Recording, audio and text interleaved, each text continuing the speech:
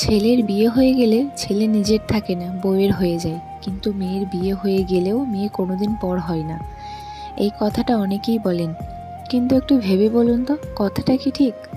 আসলে কি জানেন, আপনি মেয়েকে যদি কিছু দেন তাহলে আপনি মেয়ের কাছ থেকে কিছু চান না বা আশা করেন না। মেয়ে সুখে থাকলে আপনিও সুখী। আপনি কখনো এটা তুলনা করেন না যে আপনার চেয়ে আপনার মেয়ে কত ভালো বা সুখে আছে। আপনার মেয়ে যদি আপনার চেয়ে 10 গুণ সুখে থাকে বা ভালো থাকে, আপনি সেটা দেখে 10 গুণ খুশি হন। আপনার মেয়ের জীবনে সমস্যা আসলে সেটাকে নিজের সমস্যা বলে মনে করেন। মেয়ে সুখী না হলে আপনিও দুঃখী হন। সমর্থনের বাইরে গিয়েও মেয়েকে জামাইকে সাহায্য করেন, বিপদে পাশে দাঁড়ান। অন্যদিকে ছেলের পিছনে যত খরচা করেন, ভাবেন একটা সময় ছেলের বিনিময়ে কিছু দেবে, অনেক সময় দাবিও করেন। মনেও করিয়ে দেন তোর পিছনে এত খরচ করেছি। ছেলের বিয়ে দিয়ে ছেলেকে পর ভাবতে শুরু করেন। ছেলে বিয়ে করলে বাপ মায়ের ছেলের প্রতি একটা এমন মানসিকতা হয় যে মনে মনে ভেবে নেয় যে বিয়ে করেছিস তোর সমস্যা তোকে সমাধান করতে হবে, বিয়ে করেছিস তোকে কোনো সাহায্য করতে পারবো না, পারলেও সাহায্য করে না।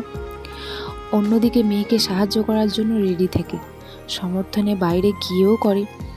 ছেলে বউ কতটা সুখে আছে এটা নিজেদের সঙ্গে তুলনা করে। ছেলের বিবাহিত জীবনের সুখ কতজন সহ্য করতে পারে বলুন তো? ছেলের বিপদে ছেলেকে একা করেন, আবার ছেলের বেশি সুখ হলে সেটার ভাগ নিতে চান।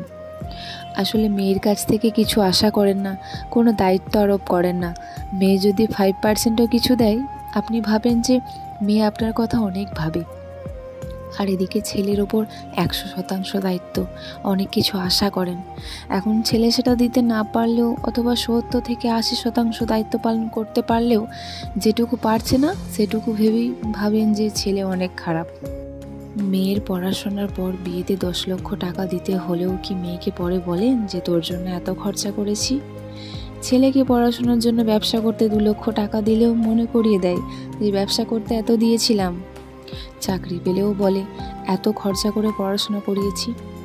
আচ্ছা বলেন তো, মেয়ে জামাইকে যতটা সম্মান, গুরুত্ব, ভালোবাসা দেয়, ছেলে ছেলের বউকেও কি এতটা সম্মান, গুরুত্ব, ভালোবাসা দেয়? মেয়ের বাচ্চাদের যতটা ভালোবাসে, ছেলের বাচ্চাদের কি অতটা ভালোবাসে? আসলে ছেলের সঙ্গে মা বাবার সম্পর্ক একটা বড় স্বার্থ থাকে।